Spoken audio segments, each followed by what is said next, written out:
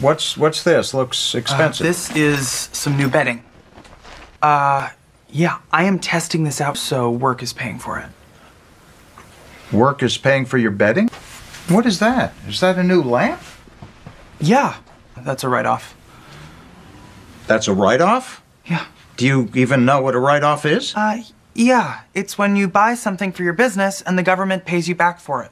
Oh, and who pays for it? Nobody. You write it off. Who writes it off? I don't know. The write-off people. What? Why are we having this conversation? What skincare products? You purchase skincare products? Okay. I am the face of the company. If I have acne, what does that say about the legitimacy of the store?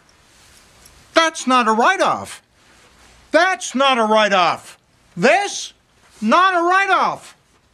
Oh, well, the bedding's non-refundable, so... A write-off is a business expense used to reduce your taxable income.